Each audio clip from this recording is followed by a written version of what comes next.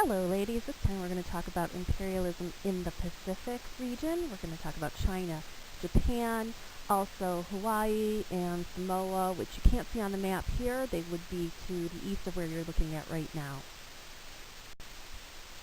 Now, America is getting into this imperialism game a little bit later than some of the other countries that you learned about in Global last year. So by 1899, France, Germany, Great Britain, Japan, Russia, they all had what are called spheres of influence in China. Again, you should remember this from Global. And if you look at the map on the right here, you can see the color coding that indicates the different countries' spheres of influence in China, areas where they had exclusive trading privileges along the port there. Now, America wants in on this action too, of course, so our Secretary of State at the time, John Hay, issues what's known as the open door policy, asking European countries to keep an open door to China so that other countries, like the U.S. perhaps, could get in there as well and also trade with China. So this open door policy would allow the United States open access to China's coastal ports. It's going to eliminate special privileges, meaning that there can be like no one country necessarily that can trade in just this one certain area. The other nations didn't really kind of say anything about it. They kind of ignored it, but that was considered reluctantly agreeing to it, basically. So then the United States gets in on the action and begins to trade in China as well. Now, not everyone in China was so pleased with these arrangements. Some people thought that the government was doing a bad job by allowing these Western countries, these foreigners, to have any kind of presence or influence in China, essentially. And so a group evolves out of that belief known as the Boxers. They're known more formally as the Society of Righteous and Harmonious Fists, but we know them as the Boxers for short. And in 1900, they launched a very violent rebellion, which was a reaction against this foreign influence in China. Not just economic influence, but the influence of Christianity, for instance. A lot of Christian missionaries were killed. A lot of foreigners, Chinese who had converted to Christianity, were also killed. Eventually, the Western countries like the U.S. and others send in troops to restore order and end the rebellion. This is a picture of one of these Boxers. You can see they're engaged in practicing martial arts, and they did this because they believed that they needed to condition themselves physically, and they also believed that they could repel bullets and other types of attacks from the foreigners that they were fighting against, and that didn't necessarily work out so well for them. This is actually a missionary family who had gone to China to Christianize Chinese people there. These are not Americans, actually. These are a British family, and they were all killed during the Boxer Rebellion, during these Boxers. Like I said, they are British, but they do definitely exemplify what happened to foreigners, and particularly Christians and missionaries in China at the time, because the Boxers so resented the foreign influence there. Once the rebellion was ended, the Boxers were rounded up and executed, and what you're seeing in this picture is a very violent execution that's about to take place. And you can see the hair being pulled of one of the Boxers, and you can see the long knife that is ready to basically behead this Boxer for the role in this rebellion. Now, if you remember from global studies, Japan had been very much cut off and isolated for a very long time from foreign influences and from trade with other nations. And in 1854, the United States wanted to change that, so a Commodore in the U.S. Navy, Matthew Perry, negotiated a treaty opening 2 ports to trade with the United States. And this all happened and helped to usher in a period of modernization in Japan. If you remember the Meiji Restoration from global studies, that period of industrialization, modernization, and westernization occurs after the United States kind of pulls them in, essentially, to relating and having trade relationships with the West. It's kind of like if I can't beat them, join them type of situation. And in fact, they delve into it very strongly, and they then try to create an empire of their own and industrialize and modernize, and in many ways become like these other countries, like the European countries, like the United States, even sending people abroad to be educated in places like Europe to learn the latest, greatest technology.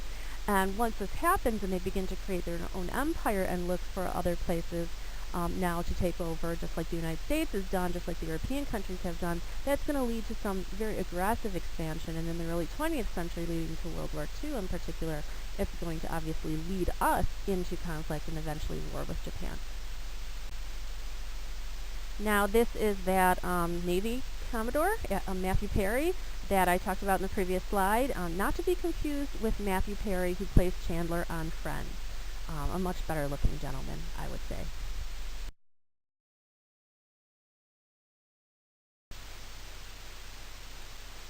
So as I stated before, the Japanese are going to embark on empire building of their own, and this is going to kind of come to a head in the early 20th century with the Russians over control of Korea, leading to the Russo-Japanese War from 1904 to 1905. In the conflict, Teddy Roosevelt ends up mediating peace between the two sides. So Japan asks Teddy Roosevelt to mediate the conflict, and that leads to the Taft-Katsura Agreement, in which Japan remains in control of Manchuria, which is in what's now China, as well as annexes Korea. They kind of got the better end of the deal. Teddy Roosevelt won a Nobel Peace Prize in 1906 for his efforts in creating peace between Russia and Japanese, in his efforts in gaining an agreement between the two sides and mediating in this conflict. Now, despite fighting Japan in World War II, obviously beginning in the 1940s, we had relatively cordial relations with Japan beginning in the early 20th century. You can see this with the Gentleman's Agreement in 1907. This was an agreement that the United States, California in particular, would end segregation of Japanese children in the schools there if Japan would end the immigration of Japanese people to the U.S. So this essentially ended Japanese immigration into the United States in the early part of the 20th century. Another agreement was the Ruth-Takahara Agreement in 1908. In this, the U.S. recognized Japan's interest in Manchuria, in that particular region of China, and Japan agreed to uphold the open door policy, which the United States ushered in to allow equal trading privileges in China, as well as to support China's independence. And this agreement also said that the two countries would respect each other's possessions in the Pacific. Now, in this slide, you see on the upper right-hand side, it should say Teddy Roosevelt and the Great White Fleet in the background, which became this great symbol in the early 20th century of U.S. naval power.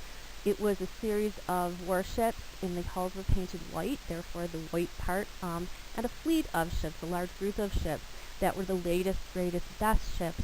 And Roosevelt sent them on a tour of the world, essentially, so that other people throughout the world and other countries could see these wonderful ships, and this could demonstrate U.S. naval power. And you also see the ships pictured on the bottom left there. On the right here, you actually have a postcard from when the ships visited Australia in 1908. So it was a big deal. Now here is a place we would all probably much rather be right now. It's Hawaii. Look at those blue skies, the blue sea, the palm trees waving gently in the wind.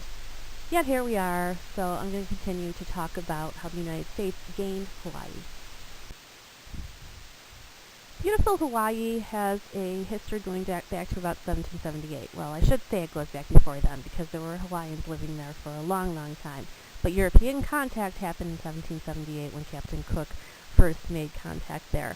And it became a valuable place for whaling, whale ships that would use the whales for oil, for lambs. Sugar planters also came to the islands. In about 1820 began a wave of missionaries from New England that would go to Hawaii as well. It was a monarchy. In 1810, Kamehameha, the king, consolidated rule over the Hawaiian Islands. Going into the later part of the 19th century, sugar and naval base became the important reasons that Americans had interest there. The Hawaiian sugar that was grown there, often by American businessmen, was sold duty-free in the U.S. That means no tariff. Also, Pearl Harbor became an important naval base there, an important place across the Pacific where we could stop and get supplies and refuel and such. Now, in 1890, that duty-free status of sugar was removed when a tariff was placed against it by Congress. that is going to eventually lead to a rebellion against the monarchy in Hawaii in an effort to become part of the United States. So in 1893, a group of American planters led by Sanford Dole began a revolution essentially. Dole, you probably have heard that last name before. If you think of Dole Pineapple, Dole Bananas, that's the company founded by Sanford Dole. Now, he, like many other American businessmen there and American planters there, wanted to see the United States, or wanted to see Hawaii as part of the United States, because the sugar then could be traded freely as part of the United States. Now, with the aid of U.S. Marines, these group of men were able to overthrow the monarchy, overthrow the queen at the time, Liliuokalani. Now, Liliuokalani felt in a difficult position.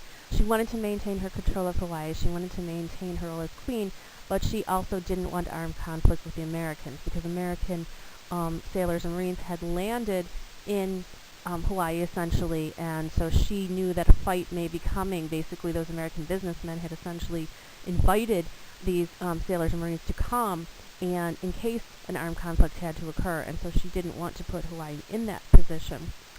So she essentially surrendered to them. And of course, these white businessmen immediately want to be annexed by the United States so that they can freely sell their sugar. Now, President Cleveland, who's the president at the time and a Democrat, and the Democrats tended to be anti-imperialist, he refused. He felt the monarchy was overthrown and that the whole issue was unjustified, essentially. So at the time, he would not support annexation of Hawaii. Now, later, when McKinley is elected in 1996, he will support annexation after his election. He says it is manifest destiny. So essentially, he believes that it's part of this God-given fate of the United States to have Hawaii.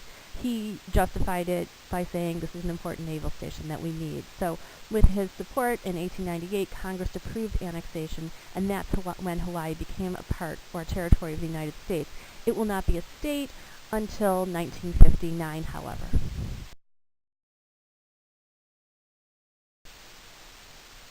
Now, Samoa would serve as a South Pacific island that was an important naval station for the United States. So in 1878, we leased the rights to a port at Pago Pago in the Samoan Islands in exchange for U.S. protection. And Samoa is a series of islands, although the one under American control is one island known as American Samoa. Germany and Great Britain also used this port. They also had a presence in the Samoan Islands, so there was some conflict that ensued between the three countries.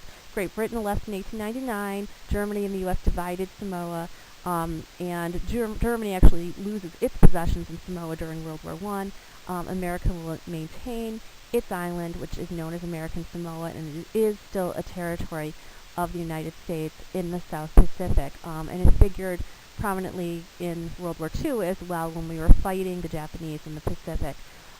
So that ends our discussion of the imperialism in the Pacific, talking about Japan, China, Hawaii, and Samoa.